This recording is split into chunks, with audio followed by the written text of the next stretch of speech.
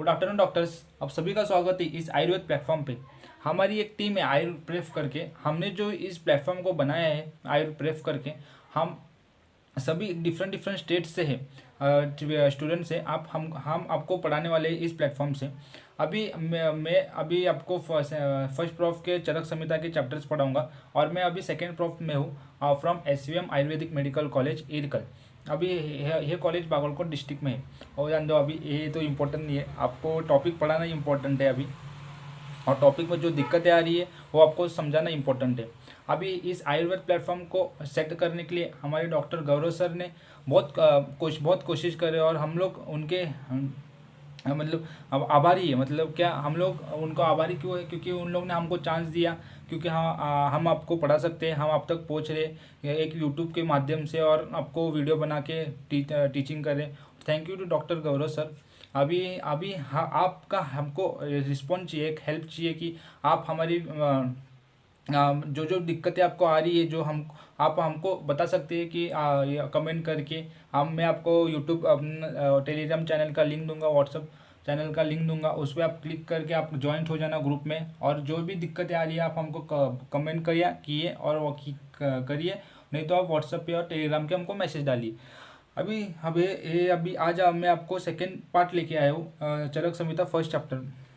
First part तो हमने देख लिया। आपको जो भी डाउट है फर्स्ट पार्ट में, आप मुझे कमेंट कर दीजिए फर्स्ट पार्ट के YouTube channel YouTube YouTube video में। आपको जो भी दिक्कत है ये मैं आपको सॉल्व कर दूंगा। अभी आज हम सेकेंड पार्ट चालू करेंगे। और द्रव्य संग्रह मतलब क्या? द्रव्य मतलब क्या होता है? एक सब्सटेंस रहता है। अभी द्रव्य के सब्सटेंस कैसे रहते हैं? दो, लिविंग और नॉन लिविंग।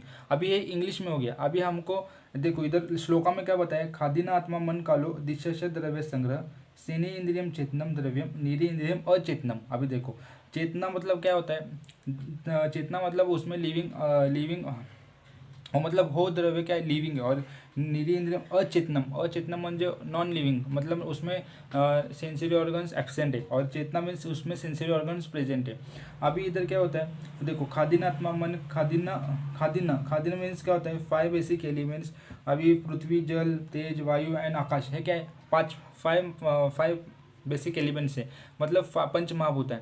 अभी देखो, पंच महाभूता, त्रिदोषा, त्रिमला, सप्तधातु, ये हमको आयुर्वेद में आते आते ही पढ़ाया जाता है। मतलब एक ओवरव्यू दिया जाता है कि आयुर्वेद के बारे में क्या है। आयुर्वेद ने हमने आपने आप और मैंने आयुर्वेद चूज़ किया है। अभी इसी आयुर्वेद को हमको आगे लेके जाने का है।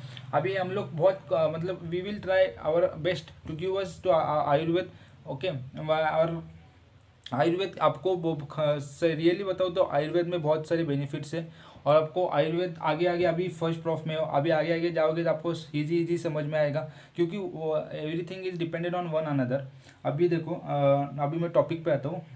खादी 5 बेसिक एलिमेंट, पृथ्वी, जल, तेज, वायु एंड आकाश टुगेदर विथ आत्मा, मन, काल, दिशा are by 5 basic element. Okay, अभी मैं बताता हूँ। देखो क्या होता है, टू टाइप्स ऑफ द्रव्य रहते हैं, कारण द्रव्य और कार्य द्रव्य रहता है।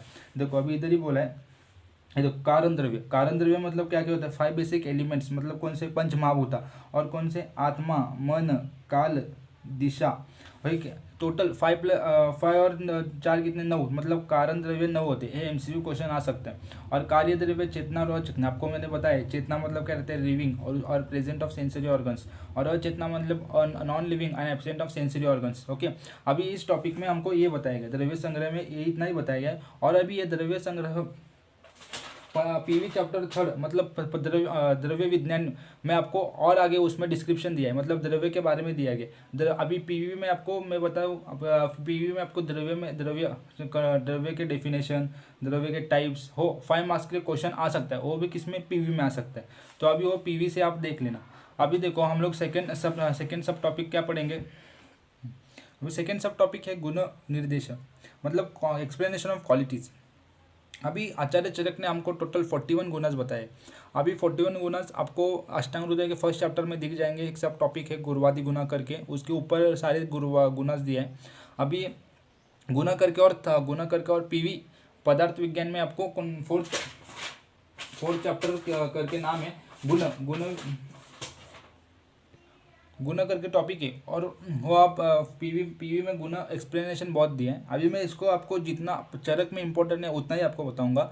और पीवी में उसमें से गुना टॉपिक में से 10 मार्क्स नहीं तो 5 मार्क्स का क्वेश्चन कंपलसरी आता ही है, और यूनिवर्सिटी उसमें से क्वेश्चन डालती ही है, क्योंकि वो फेवरेट टॉपिक है उनका। अभी गुना देखो, गुना मत कितने टोटल, मैंने इधर पहले जो पढ़ाई करता था सब मैंने लिख के रखा है टेक्स्ट बुक में, क्या कितने गुना है क्या है। देखो अभी सार्थ गुना कितने होते हैं, 5 होते हैं। 20 गुरुवादी गुना, 20 गुरुवादी गुना। अभी अष्टांग हृदय में आपको गुरुवादी गुना के सीक्वेंस लर्न करना पड़ेगा, क्योंकि गुरुवादी गुना आपको वाइवा में पूछ सकते हैं, नहीं तो क्वेश्चन आ सकता है एक्सप्लेन गुरुवादी गुना, मतलब 5 मार्क्स के लिए। तो आपको पूरा एक्सप्लेनेशन मतलब हो पूरा 20 गुरुवादी गुना आपको याद होनी चाहिए। मतलब देखो अभी 20 गुरुवादी गुना मतलब पूरे 20 याद नहीं करने का। देखो अभी 10 क्या रहते, 10 गुना रहते हैं, मतलब आप में कैसे अपोजिट थिंग्स रहते। देखो अभी हार्ड, सॉफ्ट, नंतर लाईट, मोर वेट, नंतर इजी, हार्ड, अपोजिट रहते। देखो वैसे गुना में भी 20 गुरुवादी गुना में भी अपोजिट है, मतलब 10 गुना आप याद करना और उसके अपोजिट आपको ये जल्दी याद हो जाएंगे। मतलब अभी एग्जाम्पल कैसे बताओ आपको, एग्जाम्पल आपको बताता हूँ। शीत और उष्ण, शीत मतलब क्या रहता है, कोल्ड, और उसका अपोजिट क्या रहता है, उष्ण, मतलब हॉट है। अभी एक ही याद रखने का, शीत, तो आपको जल्दी याद आएगा। हाँ, शीत मतलब कोल्ड, और उसके अपोजिट उष्ण मुझे हॉट। ओके, अभी गुरुवादी गुना पे आते हैं। ओके, अभी 620 गुरुवादी गुना, 6 परादी गुना होते हैं, और 10 सॉरी 6 क्या होते हैं, 6 बुद्धि या अध्यात्म और प्रयत्नादि गुना होते हैं। प्रयत्नादि, परादी नहीं, परादी गुना अलग रहते, परादी गुना और 10 रहते, 10 परादी गुना, और टोटल कंसिस्ट ऑफ 41 गुनास। ये एमसीक्यू क्वेश्चन में आते हैं। टोटल नंबर ऑफ गुनास अकॉर्डिंग टू आचार्य चरक कितने, 41, ये आपको याद रखने का। अभी ये बस इसने गुण विशेष के बारे में हो गया। अभी हम लोग आगे जाएंगे सर से आगे। देखो डेफिनेशन ऑफ कर्म, सामान्य, समवाय, वो सब बताया। अभी हम लोग पढ़ेंगे क्या, डेफिनेशन ऑफ कर्म एक्शन, मतलब प्रयत्नादिम कर्म चेष्टिम उच्यते। मतलब प्रयत्न, आप जो कर्म क्या रहता है, एक्शन मतलब क्या रहता है। अभी कुछ काम कर रहे हो, अभी क्या आप क्या कर रहे हो, आप वीडियो देख रहे हो, अभी वीडियो देखना भी एक कर्म है। वीडियो देख के आपको उसका नोट्स निकालना, वो भी एक आपका कर्म है। तो आपको मतलब जो उसमें आपको क्या बोलते हैं, जो अपना एक्शन दिखता है ना, उससे हम क्या बोलते हैं, कर्म बोलते हैं। ओके, कर्म इज द कॉज ऑफ प्रयत्नादि, मतलब सिनोनिम्स ऑफ कर्म आर पृथ्वी, चेष्टा। सिनोनिम्स मतलब कर्म क्या रहता है, पृथ्वी, प्रवृत्ति रहता है, प्रवृत्ति, चेष्टा, वो सब क्या रहते हैं उसके कर्म के सिनोनिम्स रहते हैं। मतलब अभी चेष्टा बोलेंगे मतलब भी कर्म हो गया, प्रवृत्ति बोलेंगे मतलब भी कर्म हो गया। ओके, अभी एक कर्म के बारे में बताए। अभी हम लोग आगे जाएंगे, समवाय। देखो समवाय मतलब क्या रहता है, हाँ, समवाय मतलब क्या रहता है, इनसेपरेबल रिलेशंस। ओके, अभी समवाय इनसेपरेबल रिलेशन मतलब कैसे बताओ आपको। देखो समवाय मतलब एग्जांपल बताता हूँ अभी। इनसेपरेबल रिलेशन मतलब अभी एक भी, हाँ एग्जांपल अभी देखो समवाय मतलब हमारे इजी एग्जांपल देते हो। अभी जो कपल रहते हैं, कपल्स के रहते हैं एक दूसरे पे डिपेंडेंट, वैसे ही समवाय मतलब क्या रहता है, रिलेशंस रहता है, means which are inseparable relations. समवाय मतलब इनसेपरेबल रिलेशन, और कपल्स मतलब क्या रहता है, कपल्स का इनसेपरेबल रिलेशन रहता है। वैसे ही हमको समवाय समझ में आने का इनसेपरेबल रिलेशन। और एक एग्जांपल दूँ, आपका स्पेक्स है, आपका स्पेक्स आपके आइज के साथ क्या है, समवाय मतलब देखो अभी किसको चश्मा निकालो तो दिखता नहीं है, दूर का दिखता नहीं है, किसको पास का दिखता नहीं है। तो मतलब क्या हो गया वो समवाय, मतलब without specs he cannot see the object which are far और which are near to us और नियर टू ही और शी। यस, वो मतलब समवाय हो गया, मतलब हो गया। आपको समवाय समझ में आएगा। अभी देखो एग्जांपल, अभी इधर क्या बोला है, समवायो अपृथको भाव भूमियादि न गुणवत्तम स नित्यो यह यत्र यही द्रव्य न तत्र नियते गुणः। मतलब देखो समवाय मतलब क्या है, inseparable relation between any two object. अभी आपको बताता हूँ पंचतन, हाँ पंचतन मात्रा में हमको क्या बताया जाता है। देखो अभी गुण मतलब पृथ्वी जो है वो गंध गुना से समवाय है। मतलब अभी देखो समवाय आपको मैं बताता हूँ। समवाय देखो पृथ्वी क्या रहता है, पृथ्वी एक पंचमाप होता है, उसका समवाय किसके साथ है, गंध गुना के साथ उसका समवाय है पृथ्वी। बाद में देखो आप मतलब क्या रहता है, वाटर, हाँ उसका समवाय किसके साथ है, रस। आपको बाद में तेज किसके साथ है, तेज रूप, मतलब तेज के समवाय रूप के साथ है। बाद में किसका, वायु का समवाय किसके साथ है, स्पर्श के साथ है, स्पर्श। हाँ स्पर्श के साथ है। बाय आकाश का समवाय किसके साथ है? आकाश का समवाय किसके साथ होगा? आकाश का समवाय शब्द के साथ होगा। तो अभी ये देखो, ये हो गया, ये देखो, ये सारे समवाय हो गए। मतलब इसको हम क्या बोलते हैं? पंच तन मात्रा बोलते हैं। ये समवाय रिलेशन है एक दूसरे के साथ। मतलब अब ये समवाय रिलेशंस आपको याद रखना ही पड़ेगा, क्योंकि इसको हम क्या बोलते हैं? पंच तन मात्रा। ओके, अभी हो गया समवाय। समवाय मतलब एक ध्यान रखने का, which are inseparable relations are called as samavaya. द्रव्य में कैसे गुण और कर्म, अभी एक सब्सटेंस दिया आपको, उसमें क्या रहता है? उसका गुण रहता है, उसका कर्म रहता है। अभी वो कैसे रहते हैं? मतलब समवाय रहते हैं, मतलब इनसेपरेबल रिलेशंस रहते हैं। वैसे ही समवाय मतलब वही मीनिंग हो गया कि इनसेपरेबल रिलेशंस। अभी देखो डेफिनेशन ऑफ द्रव्य। द्रव्य मतलब आपको मैंने बताया, द्रव्य क्या रहता है? द्रव्य एक सब्सटेंस रहता है। अभी मैंने जो आपको बताया, देखो, the one which having guna, and गुण मीन्स क्वालिटी, गुण और मैं आपको बोला ना कि गुण और कर्म और action with in inseparable relation. मैं आपको बोला ना, इनसेपरेबल रिलेशन मतलब क्या रहता है? समवाय। समवाय मतलब क्या रहता है? Inseparable relations is called as dravya. Okay, समझा? द्रव्य मतलब क्या रहता है? Inseparable relation. हाँ, दिख रहा है आपको? हाँ, देखो, the one which having guna and karma in an inseparable relation is called as dravya. ये आप याद में रखने का, क्योंकि पदार्थ विज्ञान में आपको द्रव्य के ऊपर उसके डेफिनेशंस, बाद में उसके लक्षणा, वो आपको सब याद रखने का है। तो इजी आपको, वो आप पदार्थ विज्ञान से पढ़ लोगे, इसमें आपको चरक में बहुत इजीली आपको समझ में आएगा। मैं वैसे ही पढ़ाई की कि पदार्थ विज्ञान में आपको द्रव्य के बारे में बहुत एक्सप्लेनेशन दिया है। तो अभी वो द्रव्य का दो तीन पेज है, आपको पढ़ लेना। आप इधर आके जो चरक संहिता फर्स्ट चैप्टर के ना, द्रव्य हो, समवाय, कर्म, आप पढ़ेंगे, आपको बहुत ईजिली अंडरस्टैंड हो जाएगा। ओके, अभी हम नीचे आएंगे डेफिनेशन ऑफ गुण। गुण मतलब क्या रहता है? क्वालिटीज़। अभी एक पर्सन का गुण किस, मतलब अभी एक फॉर एग्जांपल, अभी आपकी कोई फ्रेंड होगी, आपका कोई फ्रेंड होगा, उसमें उसके उसके क्वालिटीज़ क्या है? मतलब क्वालिटीज़ मीन्स गुण। और एग्जांपल अभी हो गया, सॉरी, अभी हो गया लिविंग थिंग्स पे। नॉन लिविंग थिंग्स में अभी देखो, अभी स्टोन है, स्टोन की गुण क्या है? वो कैसा है? ब्लैक है, बाद में वो बिग है या स्मॉल है, बाद में वो हार्ड है या सॉफ्ट है, वो अभी उसका गुण है। अभी तो स्टोन तो सॉफ्ट नहीं हो सकता, तो उसका गुण तो हो नहीं है, तो वो हार्ड हो सकता है, बिग या स्मॉल हो सकता है। ओके, वो स्टोन्स के बारे में गुण हो गया। तो अभी anything about qualities about any person और any substances is called as गुण। अभी मैं आपको एग्जांपल बताता हूँ गुण। अभी देखो, आपके पास घी होगा, घी कैसा है? घी कैसा है? स्निग्ध गुण है। तो अभी वो घी एक द्रव्य हो गया। द्रव्य में अभी उसमें गुण कैसा है? इनसेपरेबल रिलेशन है। मतलब स्निग्ध क्या है? उसमें इनसेपरेबल रिलेशन हो गया ना। तो अभी वो स्निग्ध उसका गुण हो गया। किसका गुण हो गया? वो घी का हो गया। देखो, घी का एक गुण हो गया उसमें। ओके, अभी ये हो गया गुण के बारे में। अभी हम आगे जाएंगे। अभी हम लोग कर्म लक्षण आएंगे। कर्म मतलब आपको मैंने बताया एक्शन। तो अभी कर्म का एक श्लोक है, संयोगच विभागच कारण, ये आप याद कर लेना, आपको ये पीवी में भी मिल जाएगा। और अभी पीवी में फिफ्थ चैप्टर कर्म के नाम से दिए। अभी उसमें उसका लक्षण, उसके टाइप्स, वो सब बताए। अभी वो आप उधर से पढ़ेंगे और आप इधर आके पढ़ेंगे तो वो इजी लगेगा, या इधर से पढ़ के उधर जाओ, आपको इजी दोनों, मतलब दोनों तो सेम ही है और श्लोका भी सेम ही है। वही इसका संयोग विभाग कारणम द्रव्यमाशितम कर्तव्य से क्रिया कर्म न्याय अपेक्षते।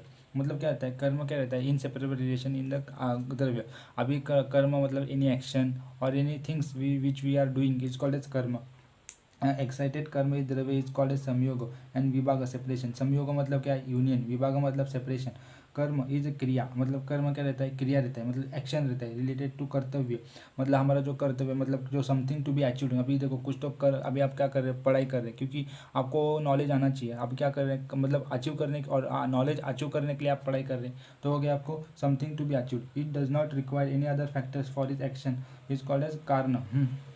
इसको रिक्वायरमेंट एनी अदर फैक्टर की ज़रूरत नहीं होती, क्योंकि अभी आप जो कार्य कर रहे हैं तो आपको उसमें से आपको नॉलेज आएगा, कुछ तो समथिंग समझेगा। तो आपको एनी अदर फैक्टर की ज़रूरत है क्या? नहीं। मतलब आपको आप जो कर रहे हो वो सही है, आपको समझ में आ रहा है, मतलब वो राइट थिंग्स है, मतलब वो कर्म हो गया।